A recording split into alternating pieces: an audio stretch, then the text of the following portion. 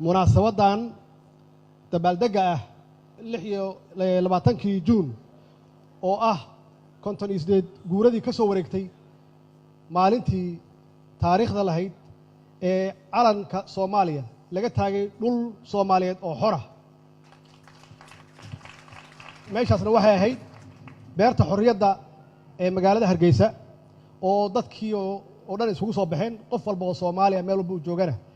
farxadii iyo qiiradii iyo Soomaalinimadii iyo wadanimadii iyo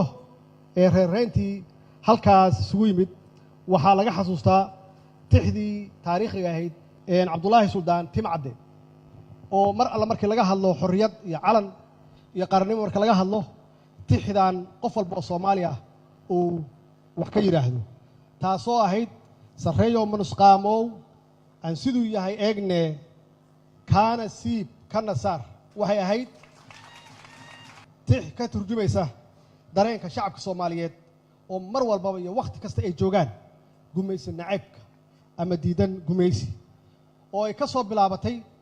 1900 ka soo bilaabatay halgankii ugu horreeyay halgamada Afrika uu bilaabay Sayid Maxamed Cabdullaahi Xasan oo ka bilowday gobolada waqooyi oo aan ognahay inay yihiin dad wadaniyiin ah oo mar walba aan ogolaanaynin in la gumaysto ama gumaysi aan ogolayn qoriisu dhiibkaas muddo 21 sano kadib markii uu dhintay Allahu naxariistee waxaa qoriisu dhiibkaas la wareegay SYL oo iyada naftigeedii ay dhiseen dhalinyaro 13 ah oo ku dhisay mabaadiida xornimo doonka oo wadaniyad leh oo dal jecel leh meesha gumaysigu uu ku shaqeynayay qaybi oo xukun meesha gumaysigu ku shaqeynayay qabiil iyo dhaqaale in kala siiyo Soomaali kala gato iyo kuwa uu xiro iyo kuwa uu dilo xorriyada maanta aan ku naaloonayno waxa weeye xorriyo lagu bixiyo dhiig iyo dhaqaale lagu bixiyo way waxaan aamsanahay dadkii waagaas joogay inay naga fiicnaayeen hadday hadda noolaan lahaayeen ma aqaan sidee ahaan lahaayeen waxaan se sheegayaa in loo baahan yahay inay tahay waqtigeedii oo inaan wax ka baranno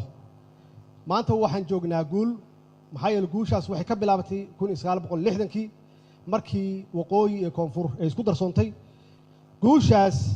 oo ahayd guul ummadda Soomaaliyeed u horseeday Soomaalinimo iyo midnimo wadannimadu ma aha inaad Soomaali tahay kaliya ma aha wadaniyadu waa wax intaas ka weyn waxa loo baahan yahay marka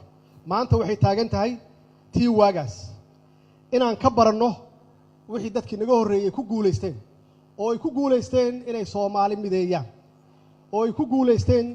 dadka Soomaaliyeed inay walaalayaan oo ay gacmaha ay isqabsadaan maanta ayay taagan tahay maanta waxay taagan tahay mabda'a dhabta ah oo loo baahan yahay oo kulligeen ay tahay inaan qaadanno inay tahay patriotism wadaniyad inay tahay waxaan hubaa hal sano iyo bar ka hor wax wadaniyad ka hadlaayay waa yaraayeen waa laga baqay wadaniyad Soomaali ha noolaato Soomaali ha noolaato wadaniyadu waa waxa kaliya oo dalkan uu ku hormarayo oo aan uga adkaanin qabyaalada iyo dareysiga wassalaamu calaykum waraxmatullaahi wabarakaatuh